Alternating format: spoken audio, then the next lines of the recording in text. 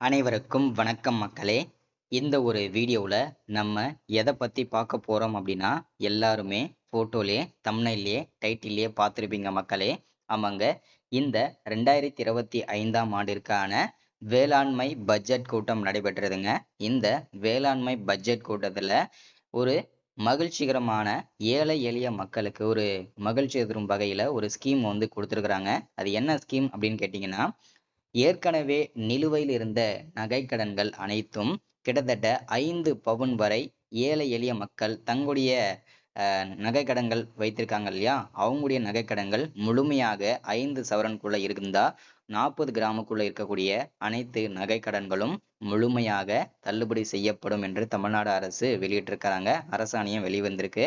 அதே போல இந்த நகைக்கடன் தள்ளுபடி பெறுவதற்கு தகுதியுள்ள விவசாயிகள் யார் யாரு, ஏழை மக்கள் யார் யாரு, அதே போல அதற்கான காரணையும் விளக்கத்தையும் சொல்றாங்க. அதே போல தகுதி இல்லாதவங்க பெயர் பட்டியலும் அதற்கான விளக்கத்தையும் காரணத்தையும் தெளிவா மென்ஷன் பண்றாங்க. சரிங்களா?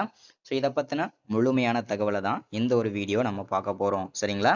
ஸோ இது எல்லாமே தெளிவா துல்லியமா பார்த்து தெரிஞ்சுக்கிறதுக்கு முன்னாடி நமது கவர்மெண்ட் ஜாப் டெய்லி அப்டேட் சேனலுக்கு இப்பதான் நீங்க ஃபர்ஸ்ட் டைமா முதல் முறையா நமது சேனலை பார்க்குறீங்க, நமது வீடியோவை பார்க்குறீங்க அப்படின்னா மறக்காம சப்ஸ்கிரைப் பண்ணிட்டு பக்கத்தில் இருக்கிற பெல் பட்டனை கிளிக் பண்ணி ஆளுன்ற ஆப்ஷன்ல போட்டு வச்சுக்கோங்க. அப்பதான் நம்ம போடக்கூடிய அரசு துறையிலிருந்து வரக்கூடிய எல்லா விதமான கவர்மெண்ட்டோட ஜாப்ஸாக இருக்கட்டும், அப்டேட்ஸாக இருக்கட்டும், நோட்டிஃபிகேஷனாக இருக்கட்டும், எதுவாக இருந்தாலும் சரி நீங்கள் உடனுக்குடனே நமது சேனலில் ஈஸியாகவே துல்லியமாகவே தெரிஞ்சுக்க முடியும். சரிங்களா? ஸோ அது மட்டும் இல்லாமல் உங்களுடைய ஃப்ரெண்ட்ஸ், ரிலேட்டிவ்ஸ், கான்டாக்டில் இருக்கக்கூடிய அனைவருக்கும் நம்முடைய வீடியோவை ஷேர் பண்ணிங்கன்னா இந்த மாதிரி முக்கியமான ஸ்கீம் அப்டேட்லாம் ரெகுலராக நமது சேனலில் ரெகுலராக வரும். அதே மாதிரி எல்லாரும் பயன்பெறுவீங்க. சரிங்களா? சரி, ஓகே, வாங்க வீடியோக்குள்ளே போயிட்டு இதற்கான முழு ஸ்கீம் அப்டேட்டுமே பார்த்து தெரிஞ்சுக்கலாங்க. சரிங்களா? நம்ம முதல்ல பார்க்க வேண்டிய விஷயம் என்னன்னா, இந்த நகைக்கடன் தள்ளுபடி பெறுவதற்கு தகுதியுள்ள நபர்கள் யாரு, அதற்கான காரணமும் விளக்கமும் இங்க கொடுத்துருக்காங்க. சரிங்களா? தமிழக அரசால் வழங்கப்பட்டுள்ள குடும்ப அட்டையில் வழங்கப்பட்டுள்ள ஒன்று அல்லது ஒன்றுக்கு மேற்பட்ட குடும்ப உறுப்பினர்கள், ஒன்று அல்லது ஒன்றுக்கு மேற்பட்ட கூட்டுறவு நிறுவனங்களில் ஒன்று அல்லது ஒன்றுக்கு மேற்பட்ட பொது நகைக்கடன்கள் பெற்றிருந்து அவர்களின் மொத்த நகைக்கடன்களின் மொத்த எடை 40 கிராம் வரை, அதாவது 5 பவுன் வரை இருந்தால் இதர தகுதிகளுக்குட்பட்டு அவர்களின் நகைக்கடன் தள்ளுபடி செய்யப்படும் சொல்லியிருக்கிறாங்க. அதாவது 5 பவுனுக்குள்ள இருக்கணும், 40 கிராமுக்குள்ள இருந்தா நீங்க நகைக்கடன் பெற தகுதி உள்ளவங்க அப்படின்றத தெளிவா மென்ஷன் பண்றாங்க. சரிங்களா? அதற்கான காரணமும் இங்க நான் தெளிவா எக்ஸ்பிளைன் பண்றேன், தெளிவா புரிஞ்சுக்கோங்க. சரிங்களா? என்னன்னா, தமிழக அரசால் வழங்கப்பட்ட குடும்ப அட்டை, ஆதார் எண் விவரங்களை சரியாக அளித்தவர்களுக்கு மட்டுமே நகைக்கடன் வழங்கப்படும் அப்படின்னும் தெளிவா மென்ஷன் பண்றாங்க.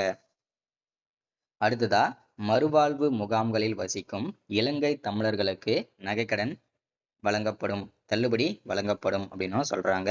அடுத்தது, தமிழக அரசின் குடும்ப ஓய்வூதியதாரர்கள் மற்றும் நகைக்கடன் தள்ளுபடி பெற தகுதியானவர்கள் அப்படின்னும் சொல்றாங்க. அடுத்ததா, தற்போது வரை செல்லுபடி ஆகக்கூடிய குடும்ப அட்டை வைத்துள்ள நகை கடன்தாரர்கள் தள்ளுபடி பெற தகுதியானவர்கள் அப்படின்னும் சொல்றாங்க. அடுத்தது, நகைக்கடன் தள்ளுபடி பெற தகுதி இல்லாத நபர்கள் யார் யாரு அப்படின்றத பார்க்க போறோம். அதற்கான காரணமும் விளக்கமும் சொல்றேன், நோட் பண்ணிக்கோங்க, தெரிஞ்சுக்கோங்க.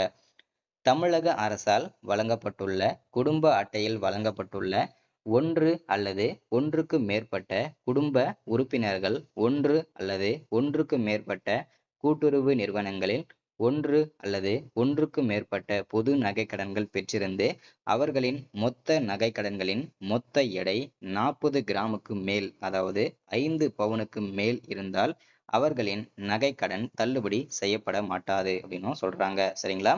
அதாவது 5 பவுனுக்குள்ள 5 பவுனுக்கு மேல இருந்தாலும் சரி, 40 கிராமுக்குள்ள 41 கிராமு, 42 கிராம் இருந்தாலும் உங்களுடைய நகைக்கடன்கள் தள்ளுபடி செய்யப்பட மாட்டாது அப்படின்றத தெளிவா மென்ஷன் பண்றாங்க. சரிங்களா? அடுத்ததா, இதற்கான காரணத்தையும் விளக்கத்தையும் இங்க பாருங்க. குடும்ப அட்டை எண்ணை வழங்காதவர்கள் மற்றும் தவறாக வழங்கியவர்களுக்கு நகைக்கடன் தள்ளுபடி செய்யப்படாது அப்படின்னு சொல்லியிருக்கிறாங்க.